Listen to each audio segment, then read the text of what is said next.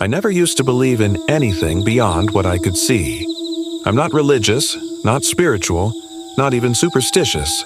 I fix roofs for a living, drink my coffee black, and fall asleep to old war documentaries on the couch.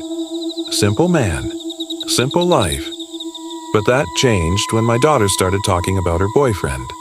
Her imaginary boyfriend. Her name is Lily. She's 7 years old.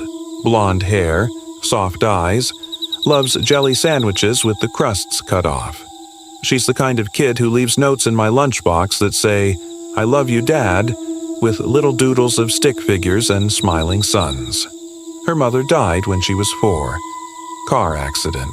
I was the one who had to tell her. I remember holding her while she cried, saying over and over, "It's okay, Daddy. I still have you." So, yeah, it's just been us two since then, and we've made it work until about a month ago. That's when she told me about Peter. I was washing dishes after dinner. She sat at the table, swinging her legs, humming something tuneless. "Daddy?" she asked. "Yeah, sweetie." "Do you want to meet my boyfriend?" I chuckled. "Your boyfriend? Aren't you a little young for that?" She giggled. "He says age doesn't matter." That gave me pause. "Who's he?" "Peter," she said, like I was dumb for not knowing. "He's nice. He plays games with me in my room, and he says he's going to marry me when I turn 8. I dried my hands and knelt next to her. "You know imaginary friends aren't real, right?" She frowned. "He is real. He just doesn't like when grown-ups see him." That night, I checked her room before bed, looked under the bed, in the closet, usual parent stuff, nothing there, just a few dolls, some drawings, and her nightlight glowing purple. I kissed her goodnight.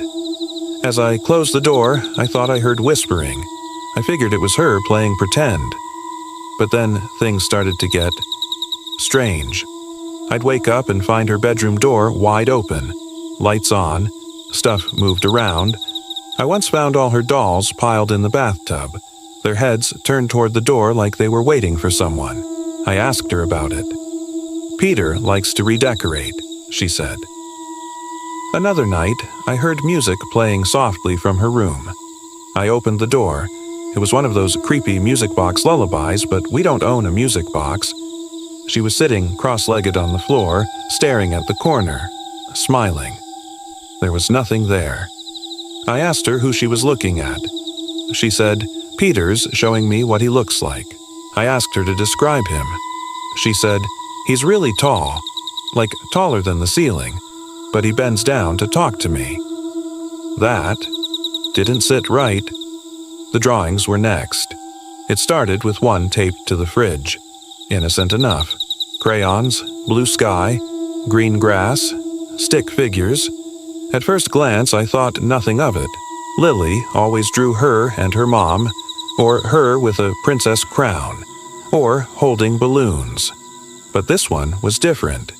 In the middle stood a small figure, clearly Lily, wearing her favorite yellow dress, the one with the bunny on it. She was holding hands with something tall, much taller than the trees behind them. The figure was black, not colored black, pressed black. Like she had pressed the crayon so hard the paper had torn in places. It had no face, no arms, just long stretching fingers reaching from where the hands should be. And its head, a tall, oblong oval with slashes where eyes shouldn't be. There were no clouds in the sky, no sun, just red streaks hanging from above like bleeding rain. I called her over. "Sweetie, who's this?" She smiled proudly. "That's me and Peter. We're playing outside." I tried to keep my voice even. "And the red lines? Those are sky scratches. Peter said they happen when he's happy." I found more over the next few days. In her backpack, under her pillow. One taped inside her closet. Each one worse than the last. Peter standing in her doorway, impossibly thin, with arms that reached the floor. Peter curled up at the foot of her bed with a mouth stretching across his entire chest. Peter floating outside my window, staring in. But the one that shook me the most. She drew my room, and it was exact. Down to the crooked lamp on my nightstand and the crack on the ceiling. In the picture, I was asleep, and standing over me was Peter, his hand inches from my face, his head tilted unnaturally far to the left, and in the top corner, written in her uneven handwriting, "Peter says he likes you." That night at dinner, I asked her gently, "Lily, why did you draw that one of me sleeping?" She didn't even look up from her mashed potatoes. He told me to. "Why does he want you to draw him?" She paused, then shrugged.